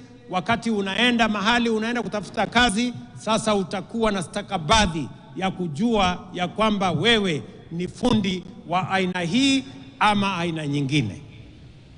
Ya tatu, pia tunatafuta vijana wenye biashara ndogo ndogo. Kama wewe ni kijana wa miaka 19 ama kati ya miaka 19 na 29, tunatafuta vijana 1,100 tutakao wapatia kila mmoja wao 50,000 kuendesha biashara zao. Vijana mko, munisikize vizuri. Ijumaa, Friday 24th, hii inakuja, leo ni Monday, unahesabu Tuesday, Wednesday, Thursday, Friday. Katika kila constituency tunafanya verification ya vijana ambao wako na biashara ili tuwasaidie na pesa muweze kuinua biashara zenu ili mchangie katika kuzalisha uchumi wa Kenya. Ndio sote tuungane tufukuze umaskini katika taifa letu la Kenya. So on Friday there will be verification in every constituency in Kenya. The 290 constituencies, there will be verification of the young people who will then benefit from resources that will help them grow their businesses. And I am asking that in this verification, we are looking for 100,000 young people so that we can give each one of them 50,000 shillings for them to enhance their businesses wherever they will be. And I want to ask all leaders, viongozi wetu, magavana, wabunge, MCAs, tusaidiane ili vijana ambao wanafaa kupatiwa hizi pesa tuwatambulishe, ndio tuinue hali ya uchumi ya vijana wetu, wakati tunazidi na kupanga vile vijana wetu wote watajumuika aidha kwa biashara ama kwa kazi, ndio tuweze kusukuma taifa letu la Kenya mbele. Mwisho, na mimi nataka niseme tutaanza disbursement ya hiyo pesa tarehe 4 mwezi ujao. In another 2 weeks we will now start the disbursement of the money to the youth that will have been identified beginning 4th of next month, 4th of November, in the coming 2 weeks, so that we can run that program and see how many young people can benefit from that program. Hapa Ukambani, mimi najua kilimo yenu kubwa ni mambo ya pulses, cowpeas na ile peas zingine zote pamoja na ndengu, na vile vile matunda, oranges pamoja na mangoes. Na nishaongea na viongozi wa sehemu hii, gavana wenu Malombe nishaongea na yeye, anajua we spoke sometime last year on a comprehensive plan of making sure that those agricultural products that can be manufactured from this region are elevated and become part of our bottom-up economic transformation plan to make sure that every part of Kenya, kama tunasaidia wengine kwa mambo ya kahawa na chai na sukari na mahindi na ngano, hapa Ukambani vile vile tunaweza kuwainua kwa yale mimea ambayo yanazalishwa katika sehemu hii. Ndugu watu wa Kitui, mimi nataka nimalizie kwa kuwauliza jameni, na wauliza ninyi watu wa Kitui, nikiwauliza ndugu zetu wote wa taifa letu la Kenya, imefika wakati katika taifa letu la Kenya, vile nimesema, tuache kuagiza vyakula kutoka nje. Inawezekana tuzalishe chakula ya kutosha Kenya. Tunatumia zaidi ya bilioni 500 kila mwaka kuagiza chakula kutoka nje, na ndio nimesema ili tuweze kuhakikisha kwamba tunazalisha chakula ya kutosha, ili tuweze kuwa na products ambazo tutatumia katika masoko ile ambayo tumepata, ni lazima sasa tuwe na pesa ya kutengeneza dams ama mabwawa ya maji 50, yale yanaitwa mega dams, ndio tuweze kuzalisha chakula kutokana na kunyunyiza maji mashamba yetu, because all indications are that we are slowly exhausting land that we can generate food from rain-fed agriculture. That is why we need to build 50 mega dams, even if it will cost us between 900 billion and 1 trillion shillings. That money we can raise here in Kenya. We need to generate more energy. We cannot industrialize. We cannot be a manufacturing country if we have only 2,300 megawatts of energy. We need to generate, at the minimum, 10,000 megawatts so that we can power our industries, we can power our agro-processing and value addition and create products that we are going to export to the markets that we have already negotiated. And thirdly, we must build infrastructure. The late Raila Odinga told us, you cannot be a progressive first world country without first world infrastructure. We need to do more roads. That's why I've said we need to do 10,000 kilometers of tarmac. We need to do more dualing of roads. We need to do our airports.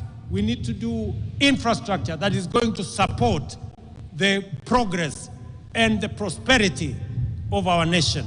I want to ask us, I am asking leaders here in Ukambani, I am asking leaders, members of parliament from across Kenya, governors from across Kenya, I am asking political leaders from across Kenya that we hem in together, we rally together and lift this nation. Kenya is ripe for transitioning from a third world country to a first world country because we have what it takes and we have the resources that will lift this country forward. We will be moving to parliament for us to set up the National Infrastructure Fund, a fund that is going to be funded from our taxes, from proceeds, from privatization, and from other development partners, so that we have a dedicated fund that is going to drive our energy generation, the construction of the dams, the construction of infrastructure, the same way other countries have done. And together with that, we are also going to set up a fund that is going to look after our future. We are going to set up a fund that is going to preserve wealth for the next generation of Kenyans, so that everything we generate today, we don't consume today. And I want to ask leaders from across Kenya that together, united, we can lift this country to the next level. I want to ask all our political leaders, there is time for everything. Jomo Kenyatta told us, as we celebrate the heroes of today, we must be architects of the future. And together, we can design a better future for our nation. Ndugu watu wa Kitui, sijui kama tumekubaliana tutatembea pamoja ama mnasemaje Kitui? Kitui tuko pamoja. Kitui hoye. Kitui hoye. Mnasema tutembee pamoja. Mnasema tuungane kama Wakenya. Pamoja. Tuache ukabila. Tuache chuki. Tuache migawanyiko. Tuungane. Wangapi wanasema tuungane jameni, watu wa Ukambani na watu wa Kitui? Asanteni sana. Ninawapenda sana. Nawatakia baraka ya Mungu. Thank you very much and God bless you. Mheshimiwa Rais, mabibi na mabwana, kwa heshima naomba sote tusimame kwa wimbo wa taifa na wimbo wa Jumuiya ya Afrika Mashariki tukiongozwa na bendi ya majeshi. Bendi tafadhali.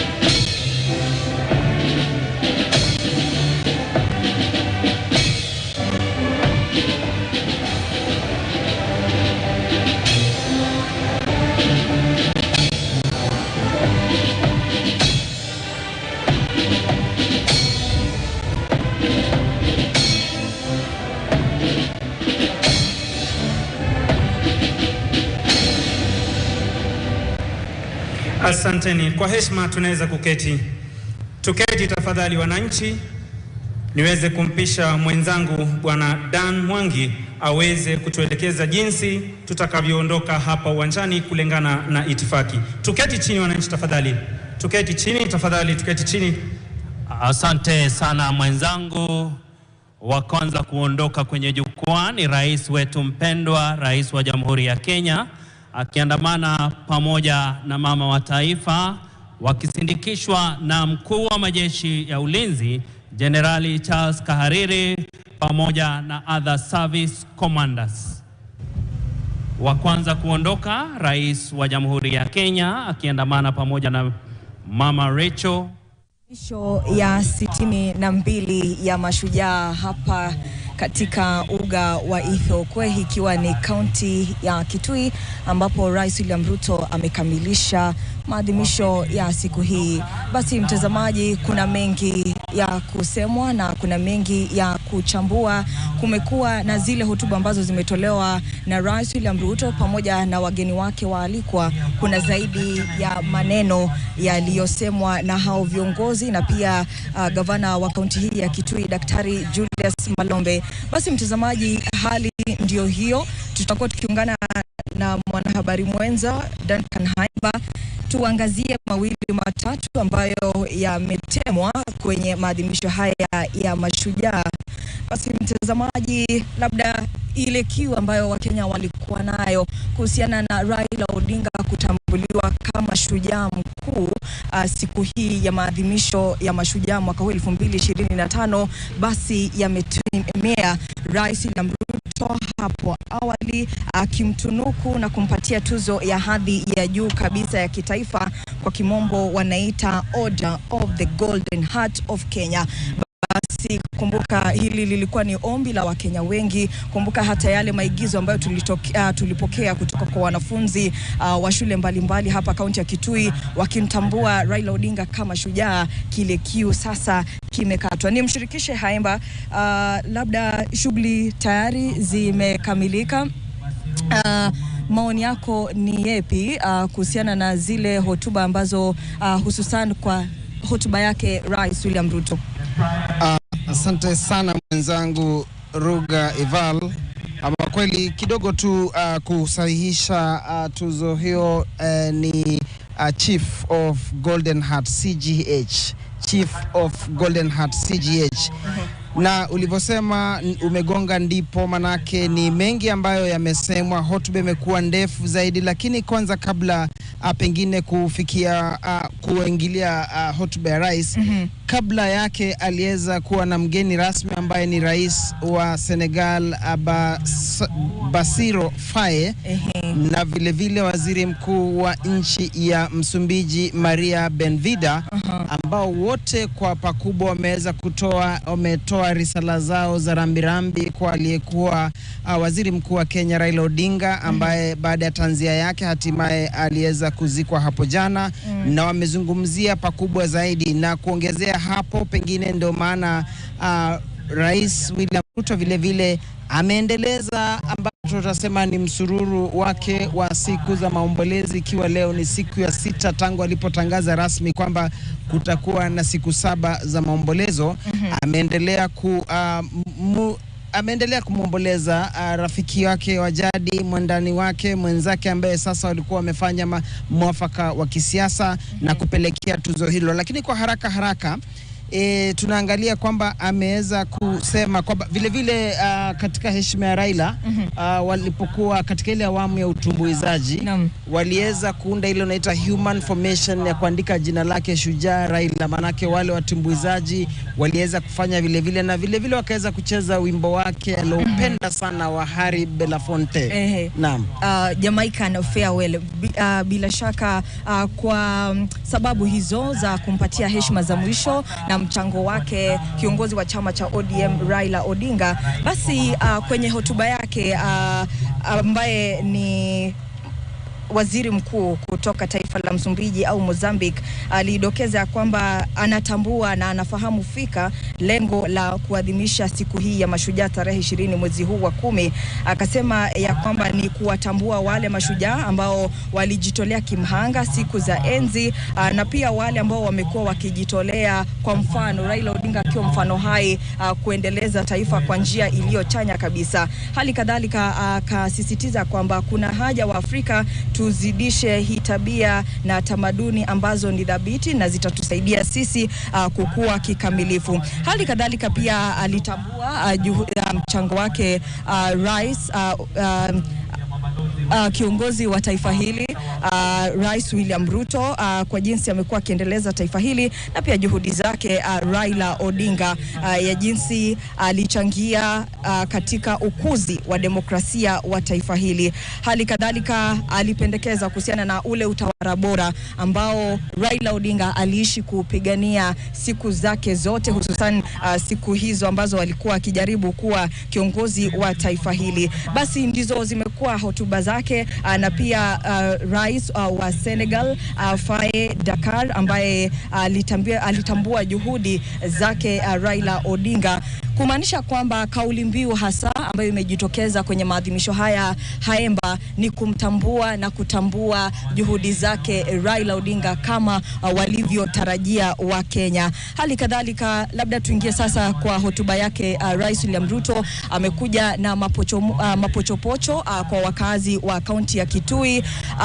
Hata hotuba yake ilikuwa ikijibu maswali mengi. Labda nidokeze tu hapo jana wakati tulifika, kulikuwa na hisia kweli kinzani kuhusiana na maadhimisho ya mashujaa katika kaunti hii, wengi wakisema, kumbuka ya kwamba kuna ule ugavi wa fedha ambao hufanyika iwapo kaunti imeteuliwa kuadhimisha siku ya kitaifa. Basi wakasema zile fedha ni nyingi mno.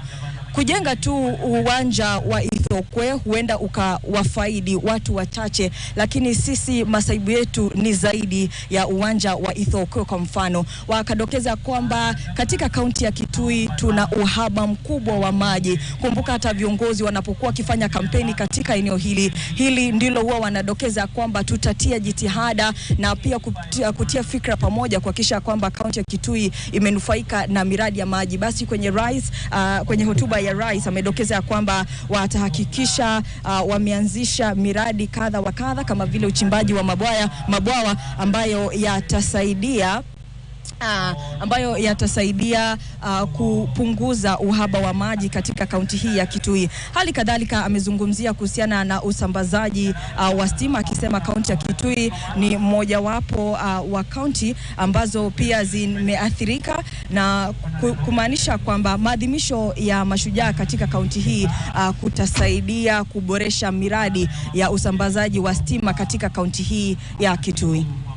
Naam, basi itabidi kwa sasa twende moja kwa moja hadi studioni Nairobi upande wa pili, ambapo Cecilia Wakesho yuko ange aweze kutueleza mawili matatu, pengine tunaposonga kuweza kuona iwapo tutakuwa na la ziada kama utarejea kwetu. Lakini kwa sasa kutoka hapa ni moja kwa moja hadi studioni.